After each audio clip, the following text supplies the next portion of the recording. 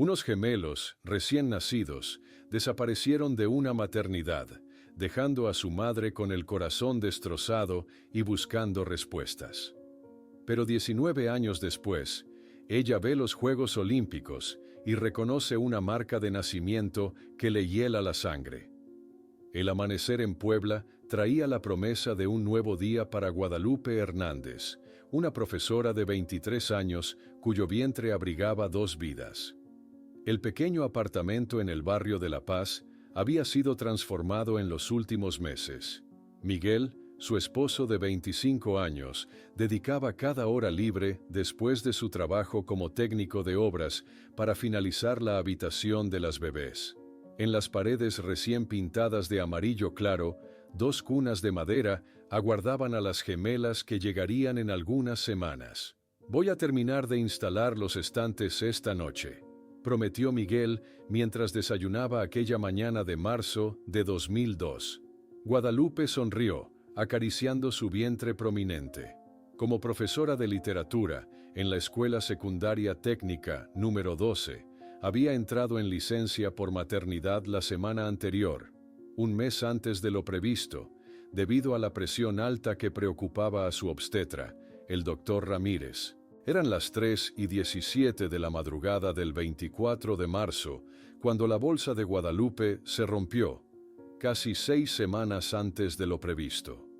Miguel, en un pánico controlado, llamó a un taxi mientras contactaba al doctor Ramírez, quien prometió encontrarlos en el Hospital General de Puebla.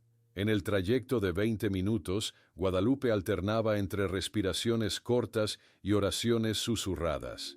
«Está todo bien, mi amor», repetía Miguel, sosteniendo su mano. El doctor dijo que están suficientemente formadas.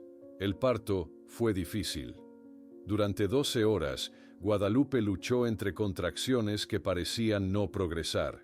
A las 15:42, tras una cesárea de emergencia, debido al sufrimiento fetal detectado en una de las bebés, nació Esperanza, con 2 kilos 100 gramos. 3 minutos después, llegó Luz, con 1,9 kilos, ambas con llanto débil, pero presente. «Son perfectas», susurró Guadalupe, exhausta pero radiante, cuando la enfermera Carmela Ortiz colocó a las recién nacidas en su pecho por algunos minutos. Sus ojos humedecidos notaron algo peculiar. Ambas niñas tenían una pequeña marca de nacimiento en forma de media luna en la base del cuello, casi idénticas. «Mira, Miguel», señaló con el dedo tembloroso. «Es como si Dios las hubiera marcado como nuestras». Por ser prematuras, las bebés fueron llevadas para observación en la unidad neonatal. El doctor Ramírez aseguró a la pareja que era solo procedimiento estándar, nada alarmante. Miguel, después de acompañar a sus hijas hasta la unidad neonatal a través del vidrio, regresó a casa para buscar la maleta con ropa y artículos personales de Guadalupe, prometiendo regresar en 1 hora. A las 22 horas, después de que los medicamentos para el dolor permitieron que Guadalupe finalmente durmiera un poco, una enfermera joven llamada Teresa entró para verificar sus signos vitales. «¿Cómo están mis niñas?», preguntó Guadalupe, semiconsciente. «Están bien, descanse ahora», respondió la enfermera, ajustando el suero.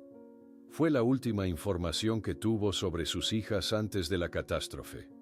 A las 5:07 de la mañana siguiente, el hospital entró en alerta cuando la enfermera Carmela Ortiz, iniciando su turno en la unidad neonatal, notó que las cunas de las gemelas Hernández estaban vacías. Inicialmente pensó que habían sido transferidas a otro sector, pero una rápida verificación en los registros mostró que ninguna transferencia había sido autorizada.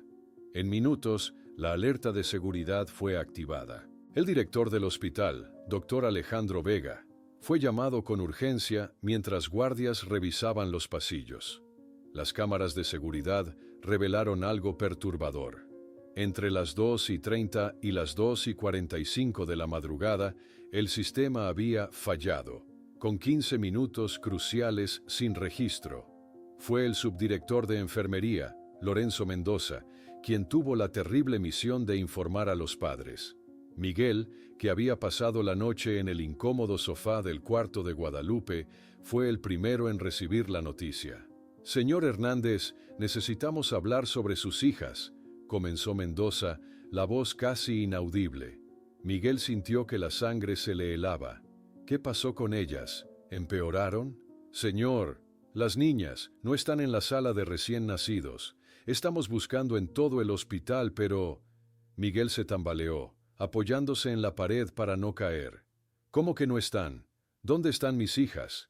El grito despertó a Guadalupe, que aún se recuperaba de la cesárea.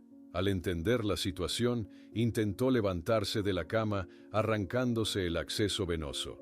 «Mis hijas, gritaba, mientras enfermeras trataban de contenerla.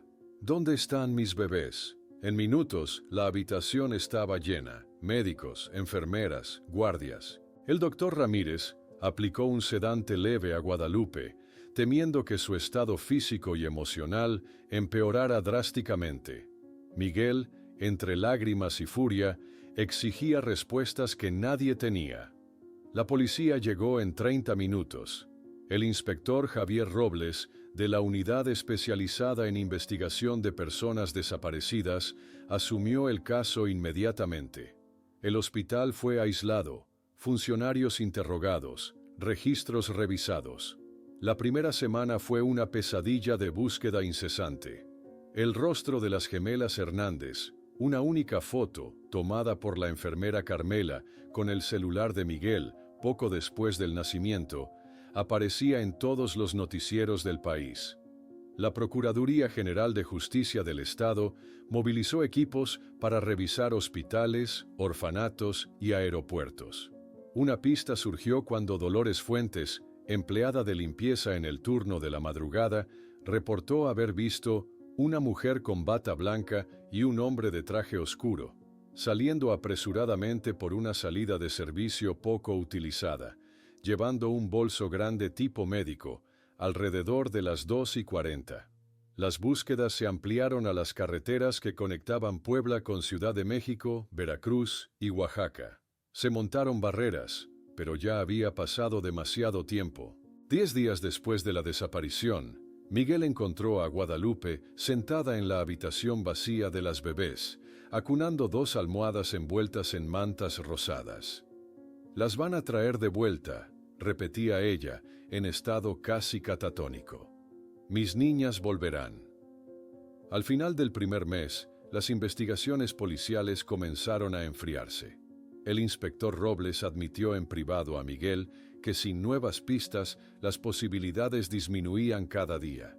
Los medios, que inicialmente dieron cobertura masiva al caso, comenzaban a relegar la historia a pequeñas notas. Fue cuando Guadalupe, contra todas las expectativas médicas, se levantó del abismo de depresión en que había caído.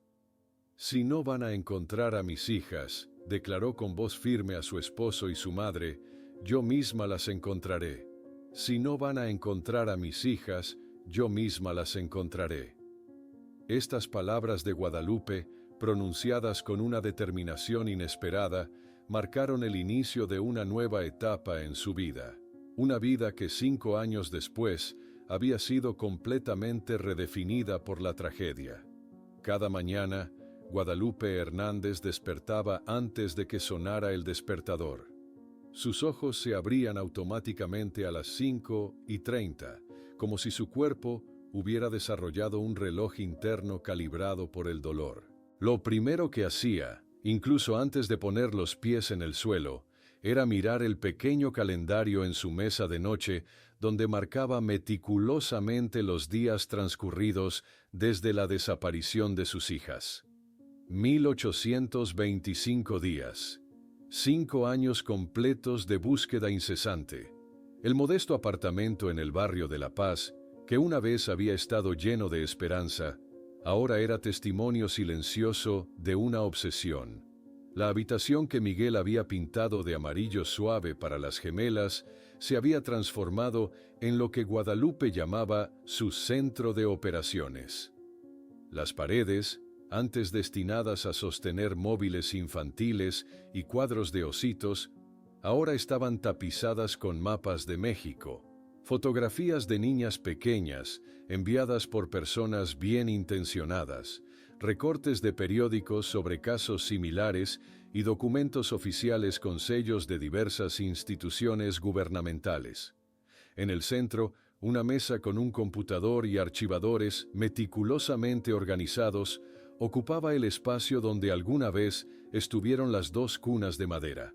Durante la semana, Guadalupe mantenía una fachada de normalidad en la Escuela Secundaria Técnica número 12, donde había regresado a dar clases de literatura un año después del desaparecimiento. En la sala de profesores, mientras sus colegas compartían anécdotas sobre sus hijos, entre risas y suspiros de cansancio maternal, ella corregía exámenes en silencio, asintiendo ocasionalmente para no parecer descortés. «Guadalupe, ¿vienes a la posada navideña este año?», preguntó Mariana, la maestra de matemáticas, una tarde de noviembre. «Mis niños están preparando una pastorela que te hará llorar de risa». «Tal vez», respondió ella con una sonrisa educada que no llegaba a sus ojos. «Depende de mi agenda del sábado». Su agenda del sábado, como la de cada fin de semana durante los últimos 5 años, estaba dedicada a la búsqueda. Había fundado Madres Buscando, una organización que reunía a familias de niños desaparecidos en todo México. Cada sábado visitaba orfanatos en Puebla y ciudades cercanas, mostrando fotos modificadas por especialistas forenses que proyectaban cómo lucirían esperanza y luz a los 5 años. Mientras tanto, Miguel se había convertido en la sombra del hombre alegre y optimista que alguna vez fue. Trabajaba turnos dobles en una constructora en Cholula, a 14 kilómetros de distancia, regresando tarde en la noche apenas para dormir algunas horas. Sus conversaciones se habían reducido a intercambios breves sobre cuentas por pagar y ocasionales novedades sobre el caso que se enfriaba cada día más. Una noche de abril, Miguel llegó a casa después de las 11, encontrando la mesa puesta, pero la comida fría. Al buscar a Guadalupe, la encontró dormida sobre documentos esparcidos en el cuarto de investigación, la luz del computador iluminando su rostro agotado. La observó por un momento, sintiendo una mezcla de admiración y desesperación. Luego, con cuidado para no despertarla, colocó una manta sobre sus hombros y se retiró silenciosamente a dormir solo, como había sucedido tantas veces en los últimos años. Los domingos, Guadalupe organizaba reuniones de Madres Buscando en una modesta sala parroquial prestada por el padre Ignacio. 10 mujeres, algunas con historias incluso más antiguas que la suya, compartían información, consejos legales y simplemente se acompañaban en un dolor que solo ellas podían comprender plenamente. El inspector Robles dice que sin un ADN para comparar, cualquier par de gemelas de la edad correcta puede o no ser nuestras hijas, explicó Guadalupe durante una de estas reuniones, su voz reflejando la frustración acumulada de tantos encuentros infructuosos con las autoridades. Fue después de 6 años de desaparición, cuando la distancia entre Miguel y Guadalupe finalmente alcanzó un punto crítico. Durante una rara noche en que cenaban juntos, él observó a su esposa revolviendo distraídamente la sopa, mientras su mente claramente vagaba por posibilidades y teorías. «Necesitamos seguir adelante, Lupe», sugirió Miguel con voz suave pero decidida. «Podríamos intentarlo de nuevo, tener otros hijos». El tenedor de Guadalupe quedó suspendido en el aire. Sus ojos, que habían estado distantes, se enfocaron en Miguel con una intensidad que él no había visto en años. «¿Seguir adelante?», repitió ella, como si no comprendiera el significado de esas palabras. «¿Reemplazar a nuestras hijas con otras?». «No es reemplazarlas», intentó explicar Miguel. «Es construir algo nuevo a partir de lo que tenemos. Somos jóvenes todavía. Podríamos. Mientras esperanza y luz están allá afuera en algún lugar». ¿Abandonarlas por unos nuevos bebés? La voz de Guadalupe se elevaba con cada palabra. ¿Cómo puedes siquiera sugerirlo? La discusión que siguió fue la primera verdadera pelea en su matrimonio. Palabras afiladas por años de dolor reprimido cortaron el aire entre ellos. Guadalupe acusó a Miguel de querer sustituir a las gemelas desaparecidas. Él la acusó de estar viviendo con fantasmas y negándose a aceptar la posibilidad de que nunca las encontrarían.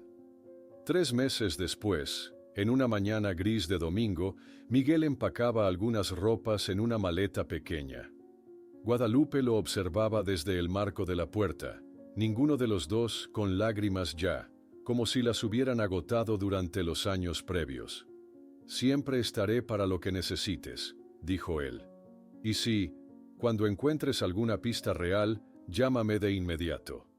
Ella asintió en silencio, sabiendo que este momento había estado gestándose durante años.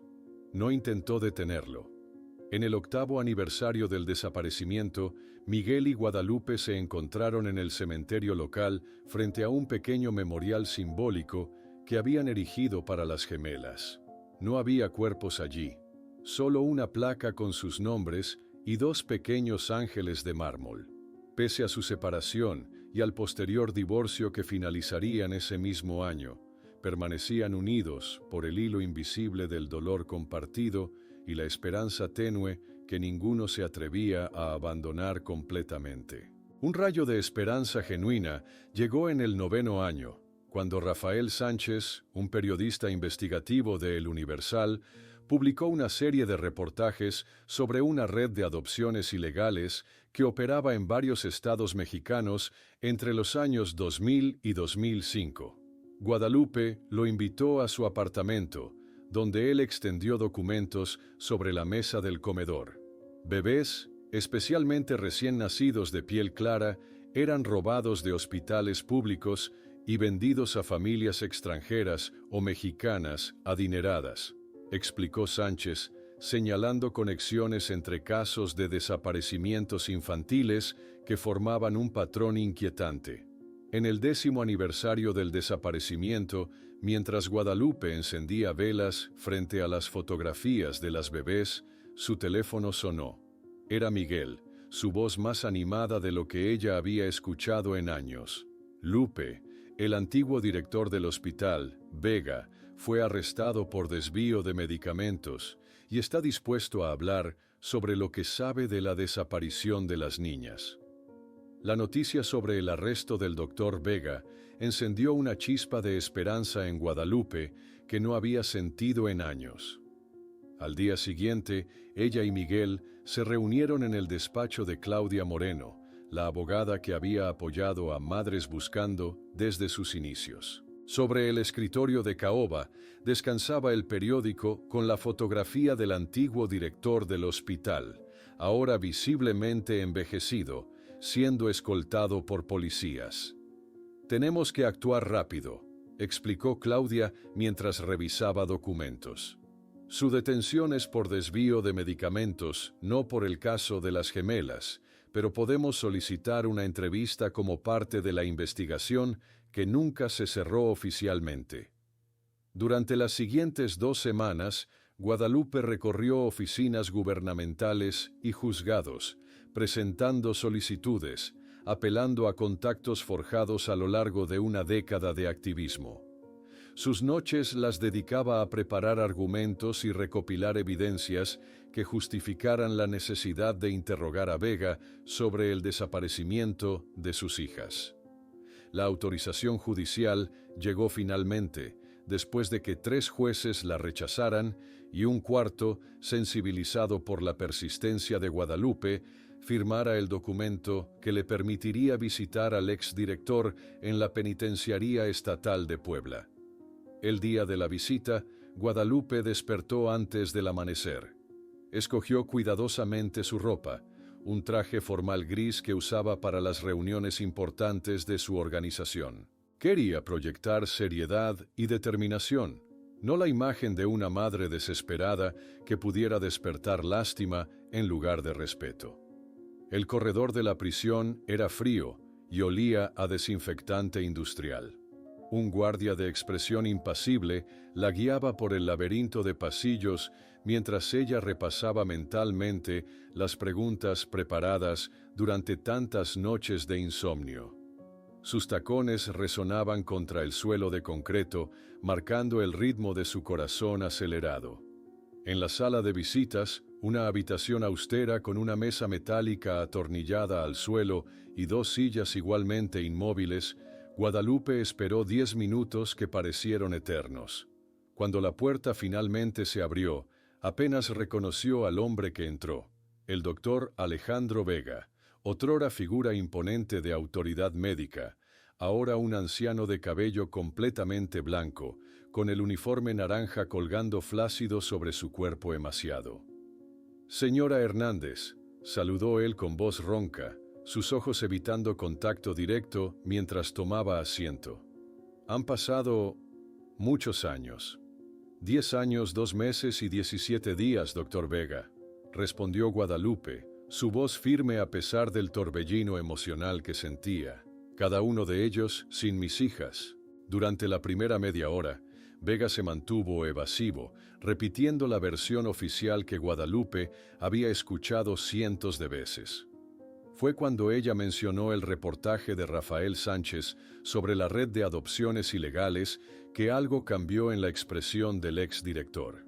«Yo no participé directamente», dijo finalmente, sus manos arrugadas temblando visiblemente sobre la mesa metálica. «Pero había irregularidades administrativas durante mi gestión. Rumores sobre ciertos funcionarios involucrados con grupos externos». «¿Qué funcionarios?», presionó Guadalupe, inclinándose hacia adelante. «Especialmente el subdirector de enfermería, Mendoza», confesó Vega, mirando nerviosamente hacia la puerta, como temiendo ser escuchado. Él manejaba los turnos, las asignaciones, tenía acceso a todo. Dejó el hospital pocos meses después del incidente de sus hijas. Se fue del país en 2004, a Chile, según escuché. Esta revelación electrizó a Guadalupe. Lorenzo Mendoza, el mismo hombre que había comunicado la desaparición a Miguel aquella fatídica mañana, ahora se convertía en el centro de una nueva línea de investigación. Al día siguiente, Guadalupe visitó la Dirección General de Migración. Después de horas de burocracia y la intervención de un contacto de su organización, confirmó lo que Vega había dicho. Lorenzo Mendoza había salido oficialmente de México en marzo de 2004 con destino a Santiago de Chile. La sede de Madres Buscando bullía de actividades anoche. Lo que comenzó como un pequeño grupo de apoyo ahora ocupaba una oficina modesta pero funcional, con voluntarios, abogados y ex-investigadores colaborando en diversos casos.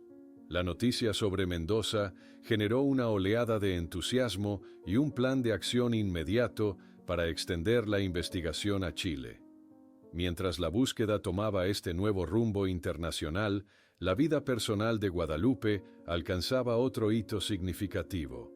En un juzgado de lo familiar, ella y Miguel firmaban los papeles finales de su divorcio, concluyendo formalmente lo que la tragedia había comenzado a desmoronar años atrás.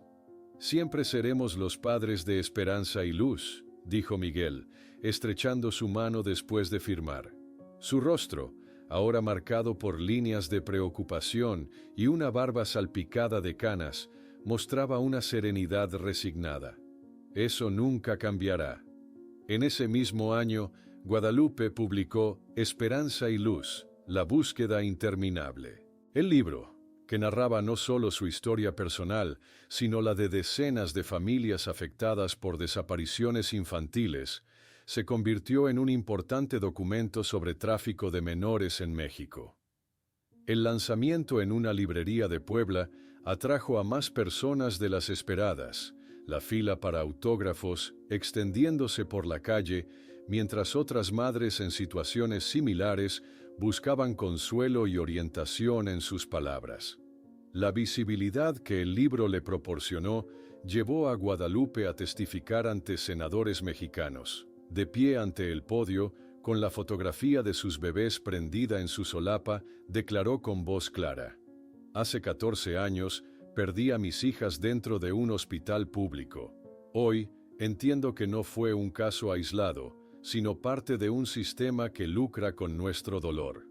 La presión pública resultó en la creación de una fuerza especial para revisar casos de desapariciones infantiles en hospitales.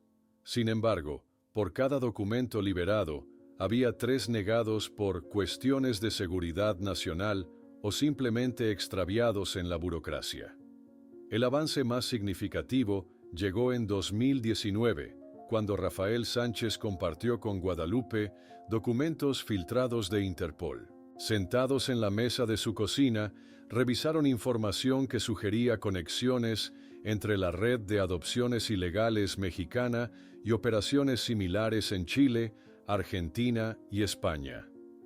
«No puedo confirmar que tus hijas estén entre estos bebés», explicó el periodista, señalando un registro de 7 infantes mexicanos transportados a Chile entre 2002 y 2003, con documentación sospechosa. Pero las fechas coinciden con su desaparición. La pandemia de COVID-19 en 2020 paralizó temporalmente las investigaciones presenciales. Guadalupe, ahora directora de la escuela donde antes enseñaba, observaba diariamente el calendario donde marcaba los 6.700 días desde la desaparición de sus hijas. Una tarde de julio de 2021, mientras preparaba materiales para el próximo año escolar, su teléfono sonó. Era Ana Lucía Domínguez, una de las voluntarias más dedicadas de su organización. «Guadalupe, ¿estás viendo las Olimpiadas? Enciende la televisión ahora mismo en la competencia de gimnasia artística femenina». Confundida, Guadalupe dejó caer el cuchillo con que cortaba zanahorias para la comida y corrió hacia la pequeña televisión de la cocina. Sus manos temblorosas subieron el volumen mientras el comentarista deportivo hablaba entusiasmado. Y las hermanas Vázquez hicieron historia nuevamente. Carmen y Lucía, las gemelas prodigio de Chile, aseguran su lugar en la final con presentaciones impecables en suelo y barras asimétricas. La cámara enfocó a las gimnastas que abrazaban a sus entrenadores. Jóvenes de 19 años, cabello castaño claro recogido en moños idénticos, rostros que parecían un reflejo perfecto uno del otro. Cuando una de ellas se giró para saludar a la cámara, Guadalupe la vio. En la base del cuello, parcialmente visible sobre el uniforme azul, una marca en forma de media luna. La taza que sostenía se estrelló contra el suelo, fragmentándose en docenas de pedazos. «Dios mío», susurró, incapaz de apartar la mirada de la pantalla. «Son ellas». Durante los días siguientes, Guadalupe se sumergió en una investigación frenética. Con ayuda de voluntarios de su organización, reunió toda la información disponible sobre las hermanas Vázquez, supuestamente nacidas en Santiago el 16 de marzo de 2002, apenas 8 días antes del nacimiento real de sus hijas, criadas por el renombrado cirujano cardíaco Dr. Fernando Vázquez y su esposa Elena, una exgimnasta. En una videollamada urgente con sus colaboradores más cercanos, Guadalupe coordinaba la recopilación de información mientras su mesa se cubría gradualmente de impresiones, reportajes deportivos sobre las gemelas desde sus primeras competencias a los 12 años, fotografías de ellas creciendo, entrevistas en revistas chilenas. La fecha de nacimiento fue ajustada, teorizó Rafael Sánchez cuando Guadalupe lo contactó. Es procedimiento común en adopciones ilegales, facilita la creación de documentos falsos.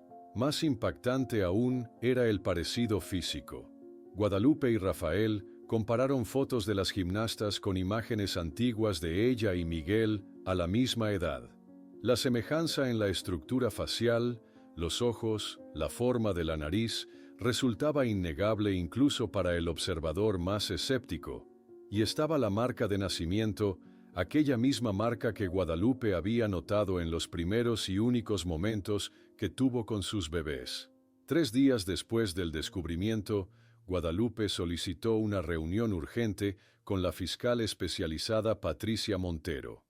En la oficina gubernamental presentó un expediente meticulosamente organizado con todas sus evidencias. «Necesitamos pruebas de ADN», insistió Guadalupe, su voz firme a pesar del torbellino emocional. «Es la única forma de confirmar». «Comprendo su convicción, señora Hernández», respondió la fiscal con cautela. «Pero estas jóvenes son ciudadanas chilenas, figuras públicas además. No podemos simplemente ordenar una prueba de ADN sin procedimientos diplomáticos». El problema central era cómo obtener muestras de ADN de las gimnastas sin alertarlas a ellas o a la familia Vázquez. La cuestión se complicaba por involucrar ciudadanos extranjeros y personalidades reconocidas internacionalmente. Mientras las autoridades debatían estrategias legales, los investigadores profundizaron en la conexión chilena. Un hallazgo crucial emergió. Lorenzo Mendoza, el ex subdirector de enfermería que había comunicado el desaparecimiento, efectivamente trabajó en la clínica Las Condes, en Santiago, donde el doctor Fernando Vázquez fungía como director médico entre 2004 y 2006. Esta coincidencia elevó las sospechas a un nuevo nivel.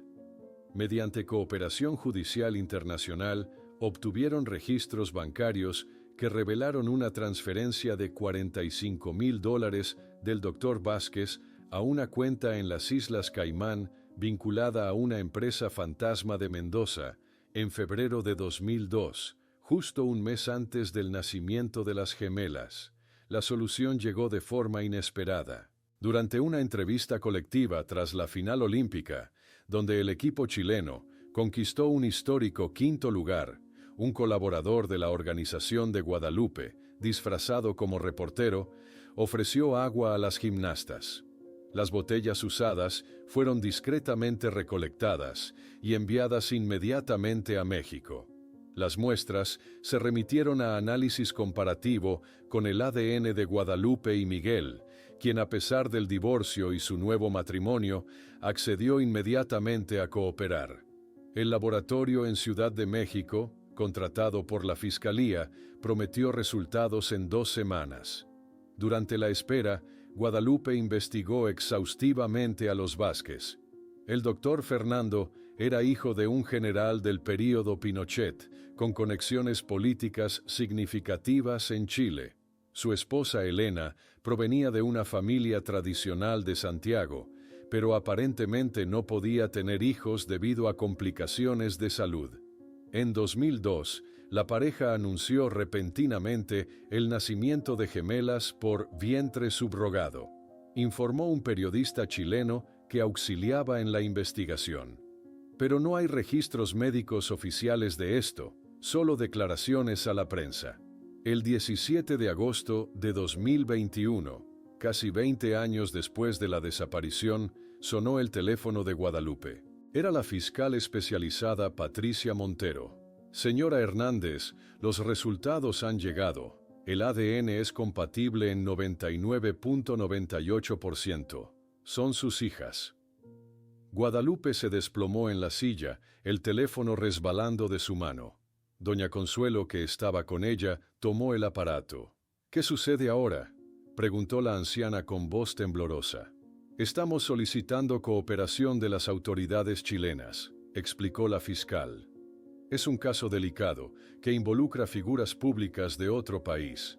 Debemos proceder con cautela». Pero Guadalupe sabía que no podía esperar más. Tras 2 décadas buscando a sus hijas, estaba a solo un vuelo de distancia de ellas. «Voy a Santiago», declaró, ya buscando pasajes aéreos en su computadora. No para confrontarlas, solo para verlas de cerca. Una vez. Necesito esto antes que todo se convierta en un circo mediático. 3 días después, acompañada por su madre y por Miguel, Guadalupe desembarcó en Santiago. La Fiscalía mexicana había alertado discretamente a autoridades chilenas, que designaron un investigador para acompañar al grupo. Aquella noche, en un modesto hotel del centro de Santiago, Miguel sostuvo la mano de Guadalupe por primera vez en años. Lupe, independientemente de lo que ocurra mañana, nunca te rendiste. Mantuviste nuestra promesa a ellas cuando yo fallé. Lo que ninguno sabía era que la tormenta ya había comenzado. Esa misma noche, un periodista filtró la historia. Gemelas olímpicas chilenas podrían ser bebés mexicanas robadas. En cuestión de horas, la noticia se viralizó en ambos países. La mañana siguiente, Guadalupe, Miguel y doña Consuelo salieron del hotel dispuestos a asistir a la exhibición de gimnasia. Apenas pusieron un pie fuera del establecimiento, se vieron rodeados por una multitud de periodistas que los asediaban con micrófonos, cámaras y preguntas lanzadas como dardos.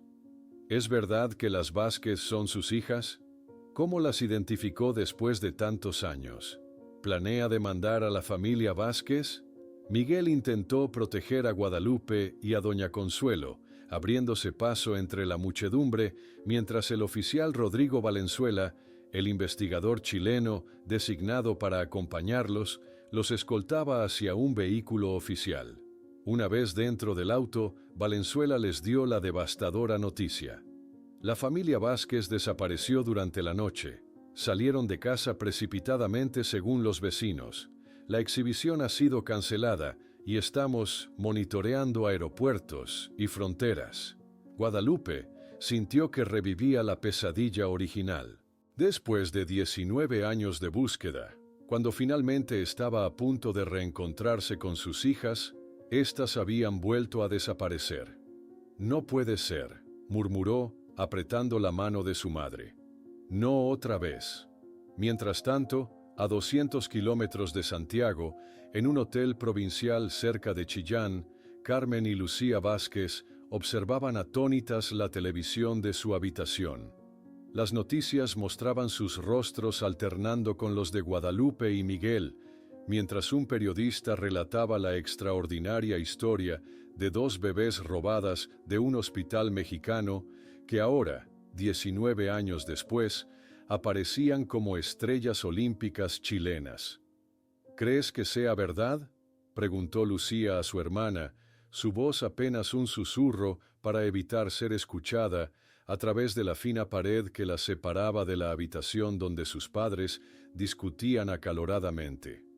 Carmen, siempre la más decidida de las dos, frunció el ceño mientras asimilaba la información. Las marcas de nacimiento siempre nos dijeron que eran casualidad, y papá nunca quiso hablar sobre la supuesta madre sustituta. En la habitación contigua, la voz del doctor Fernando Vázquez se elevaba. Debemos salir del país inmediatamente. Tengo contactos en Argentina, podemos cruzar esta misma noche. Fue entonces cuando Carmen tomó una decisión. Aprovechando un momento en que sus padres salieron para hablar con el encargado del hotel, marcó el número de la policía chilena desde el teléfono fijo. «Soy Carmen Vázquez», dijo con voz temblorosa pero firme. «He visto las noticias. Mi hermana y yo queremos hacer el test de ADN voluntariamente. Estamos en el Hotel Termas de Chillán, pero nuestros padres planean sacarnos del país». 4 horas más tarde, vehículos policiales rodearon discretamente el resort.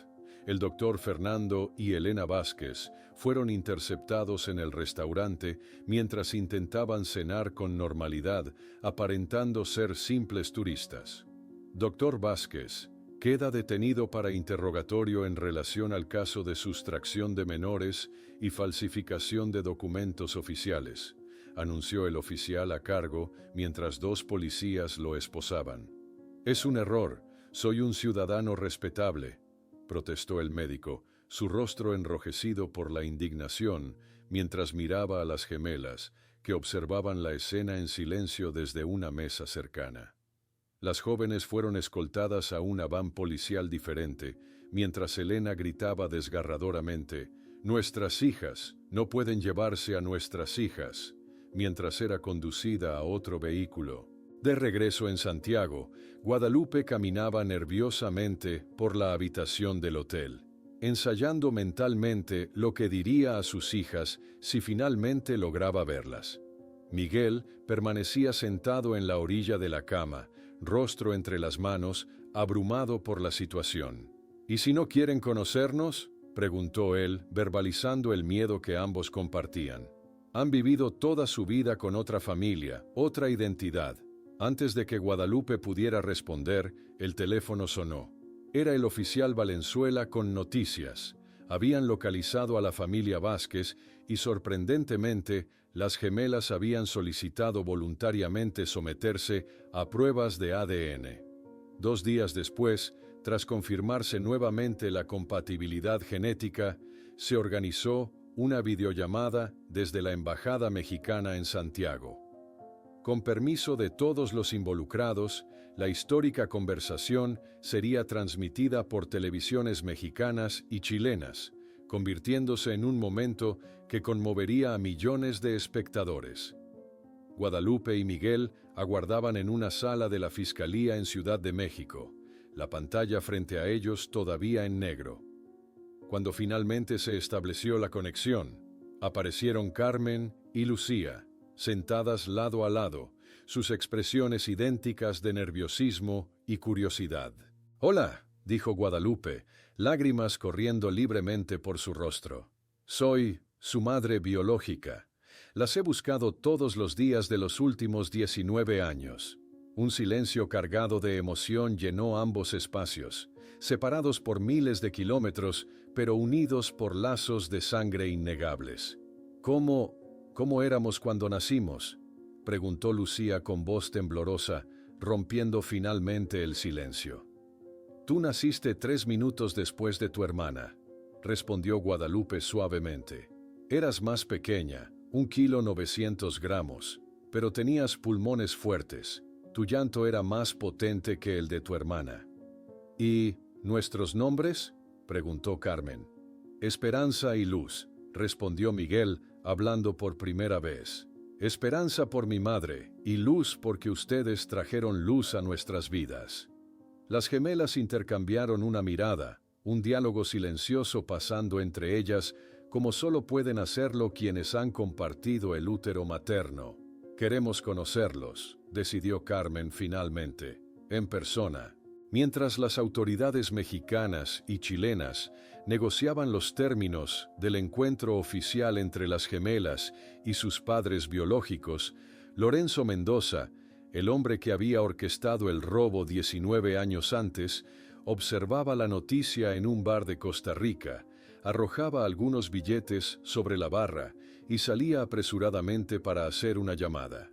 «Necesitamos hablar. Las han encontrado».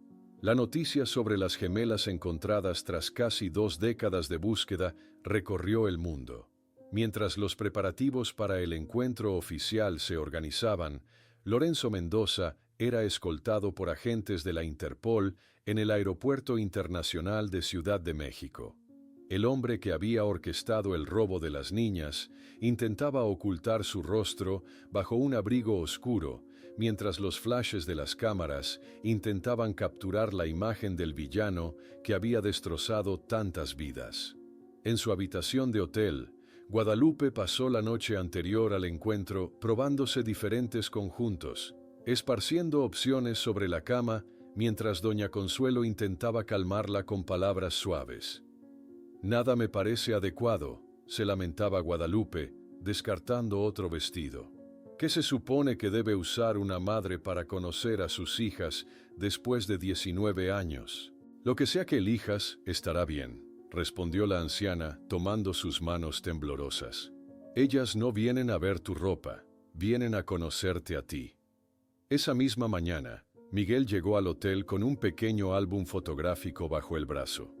Al entregárselo a Guadalupe, ella descubrió imágenes que no había visto en años.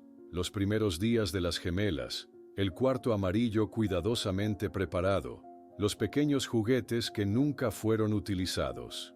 «Pensé que querrías mostrarles cómo las esperábamos», explicó él con voz suave. A pocos kilómetros de distancia, en otro hotel, Carmen y Lucía también enfrentaban su propio dilema matutino. Sentadas en el borde de la cama, debatían en susurros sobre qué vestir y cómo comportarse. ¿Deberíamos llamarlos por sus nombres o decirles papá y mamá?, preguntó Lucía, trenzando y destrenzando nerviosamente su cabello. No lo sé, respondió Carmen. Tal vez simplemente dejemos que las cosas fluyan naturalmente. El imponente edificio del Tribunal de Justicia estaba rodeado por periodistas y curiosos cuando la familia Hernández llegó. Policías formaron un corredor humano para permitirles el acceso, mientras Guadalupe, Miguel y doña Consuelo avanzaban con pasos temblorosos hacia el encuentro que habían imaginado durante casi 2 décadas. Dentro del edificio, en una sala especialmente acondicionada, el tiempo pareció detenerse cuando las puertas se abrieron y las gemelas entraron. El silencio que cayó sobre la habitación parecía contener todo el peso de los 19 años de separación. Nadie se movió durante varios segundos, todos absorbiendo la realidad del momento que finalmente había llegado. Fue doña Consuelo quien rompió la inmovilidad, avanzando con pasos trémulos propios de sus 73 años hacia las jóvenes que jamás había conocido. «Mis nietas», dijo simplemente, abriendo sus brazos envejecidos. Las gemelas hesitaron apenas un instante antes de aceptar el abrazo de la abuela que nunca conocieron. Pronto, Guadalupe y Miguel se unieron, formando un círculo familiar por primera vez en sus vidas. Las lágrimas silenciosas corrían por todos los rostros mientras el abrazo colectivo condensaba 2 décadas de pérdida, búsqueda y esperanza. Cuando finalmente se separaron, todos tomaron asiento alrededor de una mesa central. Psicólogos especializados y autoridades judiciales observaban discretamente desde un rincón, permitiendo que la familia tuviera su espacio. «¿Cómo es el apartamento en Puebla?», preguntó Lucía, intentando iniciar una conversación. «Es pequeño», sonrió Guadalupe. «El cuarto que preparamos para ustedes se transformó en el centro de mi búsqueda. Las paredes que Miguel pintó de amarillo ahora están cubiertas de mapas y fotografías». Carmen comenzó a mostrar en su teléfono imágenes de sus competencias gimnásticas. Miguel las observaba maravillado, sus ojos brillantes ante las conquistas de las hijas que no pudo presenciar. «Ganamos nuestro primer campeonato nacional a los 14 años», explicaba Carmen mientras deslizaba las fotografías. «Fue cuando comenzamos a competir internacionalmente». Durante el almuerzo, servido en una sala privada del tribunal, la extrañeza inicial fue cediendo gradualmente. La sorpresa de todos fue evidente cuando Miguel y Carmen descubrieron que compartían la misma pasión por la música rock clásica, riendo al enumerar sus bandas favoritas. «Es genético, supongo», comentó Lucía, provocando la primera carcajada genuina del grupo. A media tarde, Guadalupe explicó a las gemelas cómo su búsqueda personal se había transformado en la organización Madres Buscando y cómo habían ayudado a otras familias separadas por circunstancias similares. «Después de 5 años, cuando la policía había abandonado prácticamente el caso, decidí que, si nadie iba a encontrarlas, yo lo haría», explicó, su voz firme a pesar de la emoción. «Nunca imaginé que ayudaría a tantas otras familias en el proceso». La reunión fue brevemente interrumpida cuando un funcionario judicial entró para informar que Lorenzo Mendoza había comenzado a confesar, implicando a otros miembros de la red de tráfico que operaba en varios hospitales.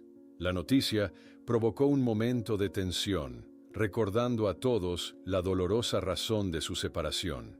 Al final de aquel día emocionalmente agotador, llegó el momento de la despedida temporal.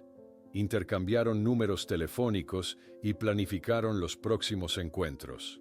Los abrazos finales fueron notablemente más naturales y menos tensos que los iniciales, como si los cuerpos recordaran vínculos que la mente no había tenido oportunidad de formar. Mañana podríamos mostrarles algunos lugares de Ciudad de México, sugirió Miguel mientras se despedían. Nos encantaría, respondió Carmen, con una sonrisa que recordaba tanto a la de Guadalupe que varios presentes lo notaron simultáneamente.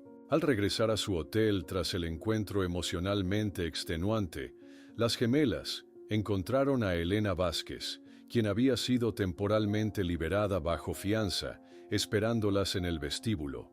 Su mirada una mezcla de desesperación maternal y culpa devastadora cuando preguntó: ¿siguen siendo mis hijas también?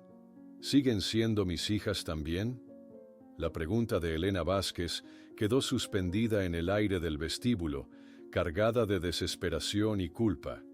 Las gemelas se detuvieron, paralizadas, ante la presencia inesperada de la mujer que las había criado durante 19 años. Carmen fue la primera en reaccionar, dando instintivamente un paso hacia Elena.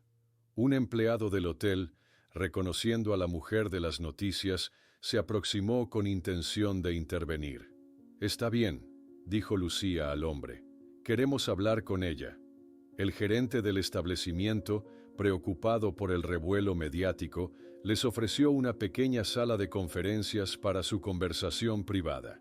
Las tres mujeres entraron en silencio, el peso de las revelaciones recientes creando una tensión casi tangible entre ellas. Elena Vázquez, normalmente elegante y compuesta, mostraba signos evidentes de agotamiento. Sus ojos enrojecidos delataban noches sin dormir y sus manos temblaban ligeramente mientras tomaba asiento frente a las jóvenes que había llamado hijas durante toda su vida adulta. «Nunca pude tener hijos», comenzó Elena, su voz quebrándose. «Tuve 6 abortos antes de ustedes. El último casi me cuesta la vida». Carmen, siempre más directa que su hermana, fue implacable en su cuestionamiento. ¿Sabías que éramos robadas? ¿Sabías que había una madre en algún lugar sufriendo por nosotras? Elena bajó la mirada, su silencio más revelador que cualquier confesión verbal. Después de unos momentos, extrajo su teléfono y comenzó a mostrarles fotografías.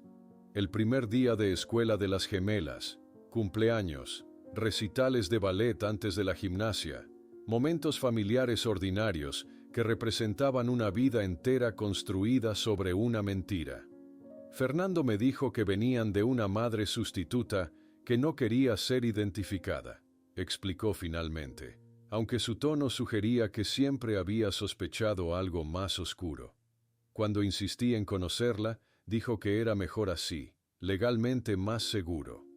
Lucía comenzó a llorar silenciosamente. ¿Cómo pudieron mirarnos cada día sabiendo lo que habían hecho? ¿Cómo no sintieron culpa cuando nos decían que nos amaban?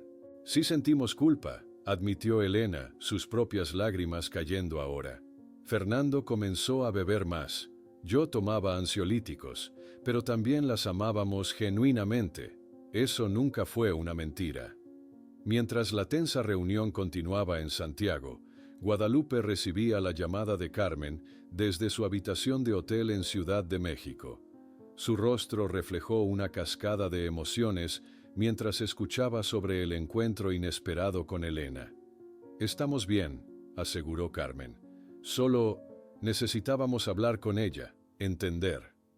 Guadalupe se esforzó por mantener la compostura, aunque el pensamiento de sus hijas reunidas con la mujer que se había beneficiado de su pérdida le provocaba sentimientos contradictorios de ira y compasión. Esa misma tarde, en una sala de interrogatorios de la Fiscalía Especializada, Lorenzo Mendoza describía con frialdad clínica los mecanismos de la red de tráfico infantil. El hombre, ahora con el pelo canoso y una actitud resignada, explicaba cómo seleccionaban a los bebés. «Buscábamos características específicas, piel clara, saludables, preferentemente recién nacidos», declaró. Los compradores pagaban primas por gemelos idénticos. Eran mercancía premium. La brutalidad de esta declaración hizo que el fiscal interviewing se estremeciera visiblemente. En la sala contigua, detrás del espejo unidireccional, Miguel observaba la confesión, sus puños apretados hasta que los nudillos se tornaron blancos. En los noticieros chilenos, imágenes de la clínica Las Condes, siendo allanada por la policía, dominaban la cobertura. Documentos y registros médicos eran confiscados mientras empleados y médicos eran interrogados sobre su posible conocimiento del esquema de adopciones ilegales. Guadalupe, mientras tanto, asistía a una sesión con una psicóloga especializada en reunificaciones familiares en un consultorio cercano a su hotel. Siento rabia porque ella vivió lo que era mi derecho vivir con mis hijas, confesó, su voz temblorosa. Sus primeros pasos, sus palabras, sus cumpleaños, todo lo que me robaron. Es normal sentir esa rabia, respondió la especialista. El desafío será encontrar un espacio para esos sentimientos sin que interfieran en la relación que está construyendo ahora con sus hijas. En Santiago, el doctor Fernando Vázquez contemplaba las paredes de su celda. Había solicitado papel y lápiz, y ahora redactaba meticulosamente una confesión detallada, describiendo cómo conoció a Mendoza durante un congreso médico en Ciudad de México en 2001, y cómo el esquema funcionaba para transportar bebés robados a través de fronteras. Al caer la noche, las gemelas regresaron al hotel después de horas con Elena, encontrando a Guadalupe aguardando en el vestíbulo. El momento de transición entre una madre y otra creó una tensión palpable que ninguna sabía exactamente cómo manejar. ¿Cómo están?, preguntó Guadalupe, intentando no sonar acusatoria.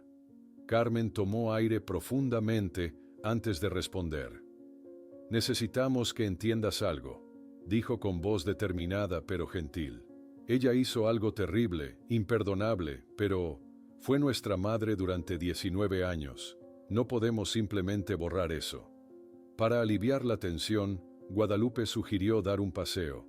Las tres caminaron por la Alameda Central mientras caía la noche, la amplia avenida iluminada permitiéndoles conversar con cierta privacidad a pesar de estar en público. No espero que la odien, aclaró Guadalupe durante su caminata. Entiendo que tienen sentimientos complejos hacia ella. Solo pido espacio para construir nuestra propia relación. Una semana después, tras intensas reuniones con autoridades judiciales mexicanas y chilenas, quedó claro que las gemelas, al ser mayores de edad, tenían derecho legal a decidir sobre su futuro, incluyendo residencia y nombre. Después de semanas de intensos encuentros y revelaciones, las gemelas convocaron a Guadalupe, Miguel y Elena para una conversación conjunta donde anunciaron su decisión. Hemos decidido honrar nuestros orígenes y nuestra historia completa. Legalmente, seremos Carmen Esperanza y Lucía Luz Hernández Vázquez, y queremos construir una vida que incluya a ambas familias, por más difícil que esto sea para todos ustedes. La declaración de las gemelas cayó como una bomba silenciosa en la habitación. Carmen Esperanza y Lucía Luz Hernández Vázquez. Un nombre que intentaba unir dos vidas, dos familias, dos realidades que el destino había separado y entrelazado de la manera más dolorosa posible. Guadalupe y Elena intercambiaron una mirada breve, ambas conscientes de que estaban unidas para siempre por las jóvenes que amaban, por más incómoda que fuera esa realidad. Las semanas siguientes transcurrieron en un torbellino de emociones y ajustes. Cuando las gemelas llegaron por primera vez a Puebla, observaron con curiosidad la ciudad de sus orígenes mientras el taxi las conducía hacia el modesto barrio de La Paz. El edificio de apartamentos, con su fachada desgastada y las macetas de geranios en algunos balcones, parecía extrañamente familiar, a pesar de que nunca lo habían visto. «Aquí es donde deberíamos haber crecido», murmuró Lucía, apretando la mano de su hermana mientras subían las escaleras hasta el tercer piso. Al entrar al pequeño apartamento, las gemelas quedaron momentáneamente inmóviles. Sus ojos recorrieron el espacio que había sido preparado para recibirlas 19 años atrás. Carmen se acercó lentamente a la pared del cuarto que había sido destinado a ellas, tocando con la punta de los dedos el amarillo descolorido que aún asomaba entre mapas y fotografías. Las paredes eran más brillantes entonces, explicó Guadalupe, observando la reacción de sus hijas. Miguel pasó 3 fines de semana pintándolas. Quería que fuera un color alegre. El primer almuerzo familiar fue un evento extraordinario.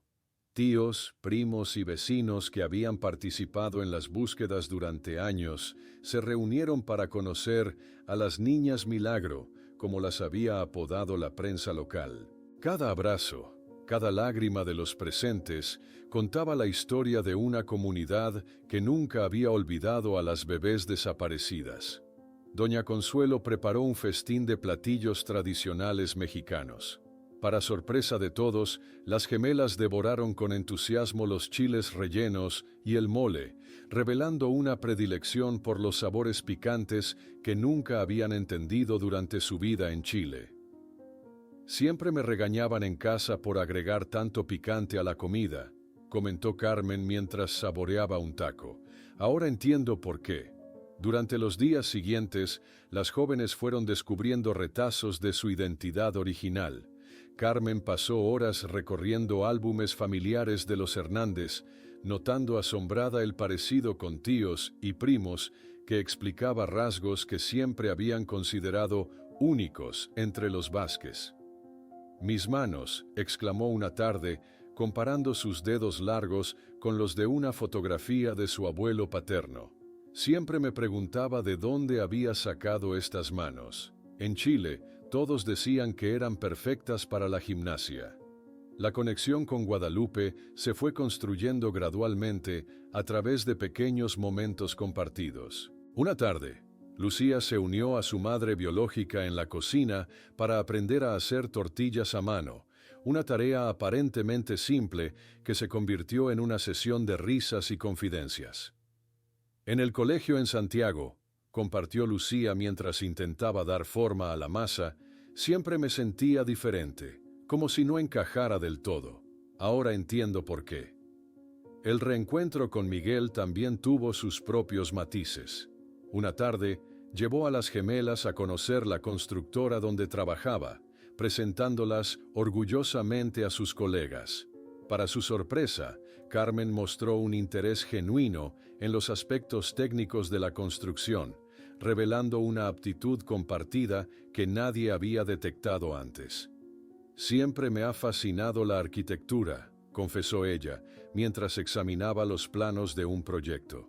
«Casi la estudio en lugar de educación física, pero la gimnasia ganó al final». Guadalupe también quiso mostrarles su mundo, llevándolas a la escuela donde ahora era directora. Los estudiantes, que habían crecido escuchando la historia de las hijas perdidas de la maestra Hernández, observaban a las gemelas con una mezcla de asombro y reverencia. Uno de los momentos más significativos ocurrió cuando Lucía visitó la sede de Madres Buscando, ahora una oficina formal con voluntarios y profesionales trabajando en decenas de casos. Al ver los expedientes cuidadosamente organizados y las fotografías de otros niños encontrados gracias a la organización, comprendió la magnitud del legado nacido de su propia tragedia. «Todas estas familias reunidas», murmuró, recorriendo con los dedos las fotografías en la pared de los éxitos. «Nuestra desaparición provocó todo esto. Eventualmente llegó el inevitable y difícil momento. La reunión entre Guadalupe y Elena, mediada por las gemelas. En una cafetería neutral en Ciudad de México, las dos mujeres se sentaron frente a frente, separadas por 2 décadas de sufrimiento y resentimiento. «No espero su perdón», comenzó Elena, con dignidad a pesar de las circunstancias. «Solo quiero establecer cómo manejaremos fechas importantes, vacaciones, cumpleaños». Guadalupe, después de un silencio que pareció eterno, respondió: «Tendremos que aprender a coexistir por ellas. No será fácil, pero lo intentaremos». 3 meses después del reencuentro, las gemelas tomaron otra decisión trascendental. En una conferencia de prensa oficial anunciaron: representaremos a México en las próximas competiciones internacionales de gimnasia. La noticia provocó una ovación en México y un silencio atónito en Chile. La reintegración legal a su país de nacimiento se completó en una ceremonia formal en la Secretaría de Relaciones Exteriores, donde recibieron sus documentos oficiales mexicanos. Mientras posaban para fotografías sosteniendo sus nuevos pasaportes, las sonrisas de Carmen y Lucía reflejaban no solo alegría, sino una sensación de pertenencia recién descubierta. Las noches en el apartamento de los Hernández, ahora ligeramente reformado para acomodar visitas regulares de las hijas, se convirtieron en momentos preciosos de normalidad. Una de esas noches, todos reunidos viendo una película mexicana clásica, Guadalupe observaba a sus hijas reír y comentar escenas como si siempre hubieran estado allí. En la víspera del retorno temporal de las gemelas a Chile para organizar sus pertenencias y despedirse de amigos, Guadalupe recibió una llamada de la Fiscalía Especializada. Archivos secretos habían sido descubiertos en el computador personal de Lorenzo Mendoza, revelando que las gemelas Hernández no fueron un caso aislado, sino parte de una operación mucho mayor, y al menos 5 bebés más robados del mismo hospital de Puebla podían estar viviendo en Chile, sin conocer sus verdaderos orígenes. La revelación sobre los 5 bebés adicionales robados del mismo hospital sacudió profundamente a Guadalupe. Mientras sostenía el teléfono, sus ojos se encontraron con los de sus hijas, que la observaban con preocupación desde el sofá del apartamento. «¿Qué sucede, mamá?», preguntó Carmen, utilizando por primera vez esa palabra para dirigirse a Guadalupe. Tras explicarles la situación, las gemelas no dudaron ni un segundo. «Debemos ayudar a encontrarlos», declaró Lucía con determinación. «Conocemos muchas familias influyentes en Santiago. Podríamos identificar niños que parezcan fuera de lugar». Al día siguiente, Guadalupe convocó una reunión urgente en la sede de la Fiscalía Especializada. Rodeada de investigadores, examinaba con atención los archivos recuperados del computador de Mendoza, fotografías de otros bebés con anotaciones detalladas sobre fechas, valores pagados y clientes. «Este es un patrón sistemático», señaló, señalando las coincidencias temporales. Todos estos robos ocurrieron en un periodo de 18 meses, en el mismo hospital. Una semana después, Guadalupe y sus hijas aterrizaban en Santiago, esta vez no como visitantes furtivas, sino como parte de una misión oficial respaldada por las autoridades de ambos países. En el aeropuerto, las gemelas, ahora usando oficialmente el apellido Hernández Vázquez, enfrentaron una multitud de periodistas con sorprendente aplomo. «Venimos a ayudar a otras familias que, como la nuestra, fueron separadas por una red criminal», declaró Carmen ante los micrófonos, su confianza reflejando años de entrenamiento para competencias bajo presión. La primera parada fue la Academia de Gimnasia, donde las gemelas habían entrenado durante más de una década. El encuentro con sus antiguos compañeros y entrenadores resultó tenso, repleto de preguntas incómodas y miradas curiosas. «¿Entonces ahora son mexicanas?», preguntó una de sus compañeras con evidente confusión. «¿Ya no competirán por Chile?». «Somos lo que siempre fuimos», respondió Lucía con diplomacia, «solo que ahora conocemos nuestra historia completa». Esa tarde, las 3 visitaron el exclusivo barrio donde habían crecido las gemelas. Mientras recorrían las calles arboladas en un auto oficial, los vecinos se asomaban discretamente por ventanas y jardines, observando a la familia dividida que había acaparado titulares internacionales durante semanas. La antigua residencia de los Vázquez, una elegante mansión de estilo neocolonial, permanecía sellada por la investigación. Con un permiso especial, Carmen pudo ingresar a su antiguo dormitorio, ahora vacío de objetos personales. En silencio, pasó sus dedos por las marcas de altura en la pared que documentaban su crecimiento año tras año, cada línea representando una mentira sostenida, pero también un momento genuino de su infancia. «Es extraño», comentó más tarde a Guadalupe. «Todo lo que viví aquí fue real para mí, aunque estuviera construido sobre una mentira». Mientras tanto, Lucía había concertado un encuentro secreto con Elena en un café discreto del centro. La conversación entre ambas fue difícil, pero necesaria, transitando entre el dolor, la culpa y la posibilidad del perdón. «No puedo justificar lo que hicimos», admitió Elena, sus manos aferrando una taza de té que no había tocado. «Pero cada cumpleaños que celebramos, cada fiebre que cuidamos, cada abrazo que les dimos, eso fue real».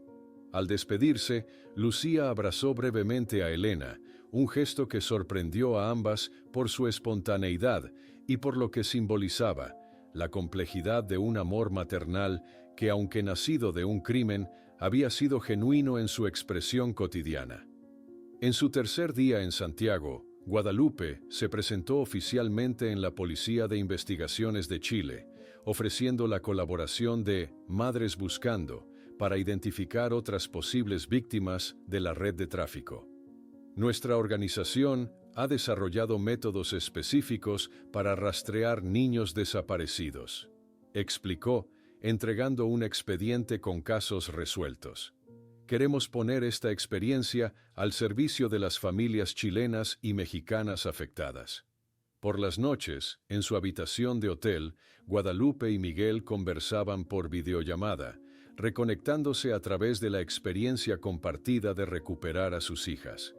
La distancia que los había separado durante años parecía disminuir gradualmente, reemplazada por una intimidad renovada nacida de la lucha común. «Te ves diferente», comentó Miguel una noche, observándola a través de la pantalla.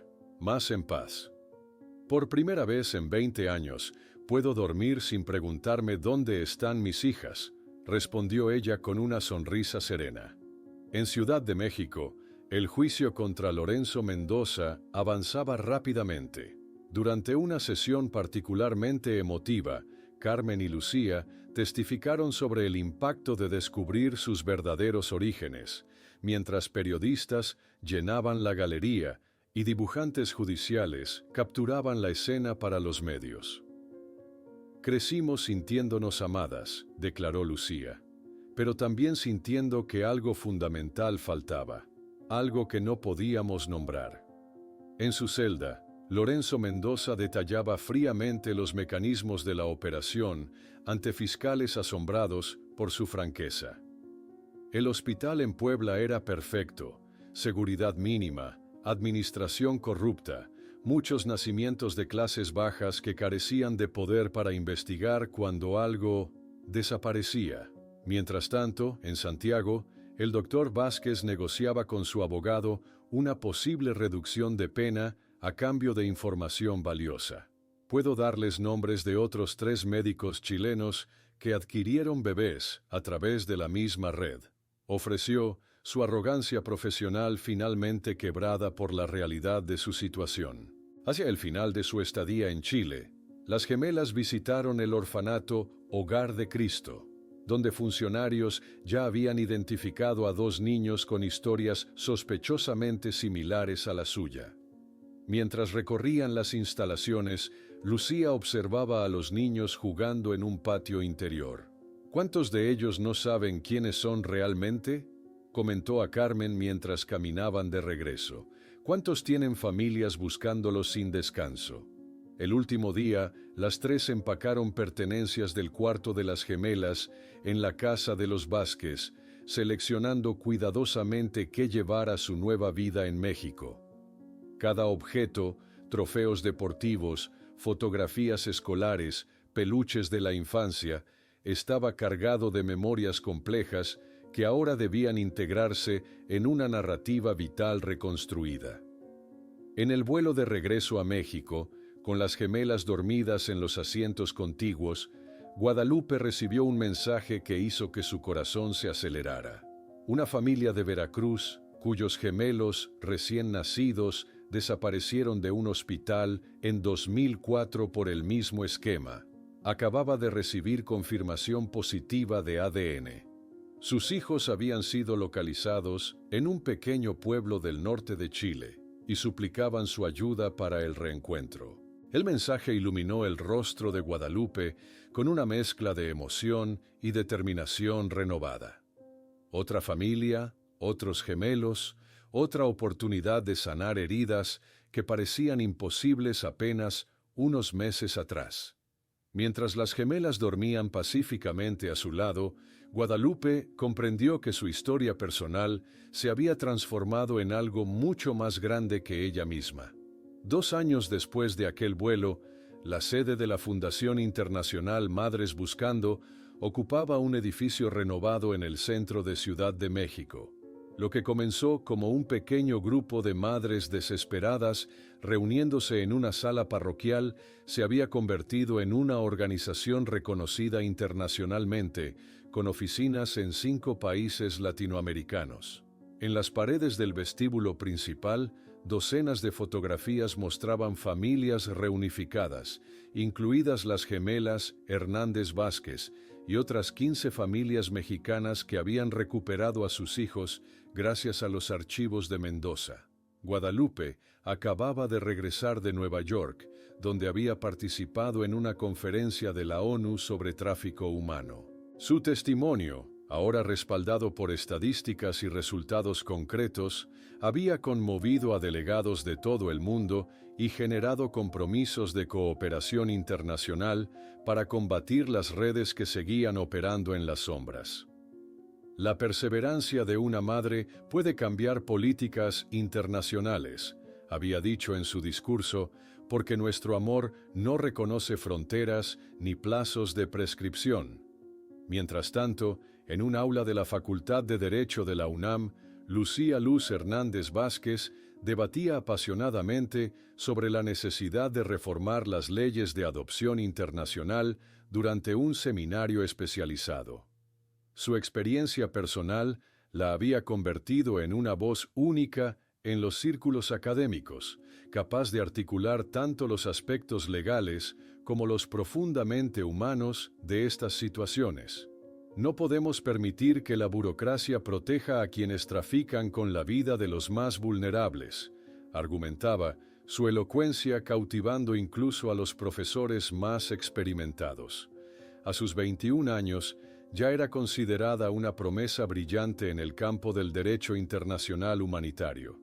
A 60 kilómetros de distancia, en un centro deportivo de Puebla, Carmen Esperanza guiaba a un grupo de niñas de entre 7 y 12 años a través de rutinas básicas de gimnasia. Su medalla olímpica, colgada discretamente en la pared del gimnasio, inspiraba a las pequeñas que soñaban con representar algún día a México en competencias internacionales. Equilibrio, fuerza y confianza, repetía Carmen a sus alumnas, en la gimnasia y en la vida. Su decisión de convertirse en entrenadora había sorprendido a muchos que esperaban verla continuar como atleta, pero ella encontraba una satisfacción profunda en transmitir su conocimiento a la siguiente generación. El reencuentro de la familia Ortiz de Veracruz con sus hijos gemelos había sido particularmente significativo para las Hernández Vázquez. María y Javier Ortiz habían esperado 17 años para abrazar a sus hijos, Antonio y Alberto, que habían crecido en Chile como Mateo y Marcos Valdivia. Las gemelas acompañaron a la familia durante todo el proceso, ofreciendo una guía única nacida de su propia experiencia. Ustedes ya pasaron por esto, había dicho María Ortiz a las gemelas en el aeropuerto de Santiago mientras esperaban con nerviosismo. Díganme cómo respirar ahora. El apartamento en Puebla también había experimentado transformaciones. Miguel, tras el fin de su segundo matrimonio, había vendido su otra casa y regresado al barrio de La Paz. Con paciencia y habilidad, amplió el espacio original para acomodar mejor las frecuentes visitas de sus hijas, derribando paredes y renovando instalaciones que habían permanecido intactas durante 2 décadas. La relación entre Guadalupe y Miguel había evolucionado hacia una amistad profunda centrada en sus hijas. Los domingos por la tarde se habían convertido en un ritual familiar. Las gemelas cocinando junto a Guadalupe, mientras Miguel se encargaba de los preparativos para la semana siguiente. La naturalidad con que habían desarrollado esta dinámica sorprendía a quienes conocían la dolorosa historia que los había separado. Uno de los desarrollos más inesperados había sido la visita de Guadalupe a Elena en la institución donde cumplía servicio comunitario como parte de su sentencia alternativa. El encuentro, inicialmente tenso, había evolucionado hacia una conversación necesaria entre 2 mujeres unidas por el amor a las mismas hijas. «Nunca imaginé que podría sentarme frente a ti sin odio», había confesado Guadalupe. «Y yo nunca pensé que podría mirarte sin culpa paralizante», respondió Elena. «Aunque la culpa siempre estará ahí». Las gemelas también buscaron respuestas finales, visitando a Lorenzo Mendoza en prisión. El hombre, envejecido prematuramente por el peso de sus crímenes, apenas pudo sostenerles la mirada cuando le preguntaron simplemente, «¿Por qué nosotras?».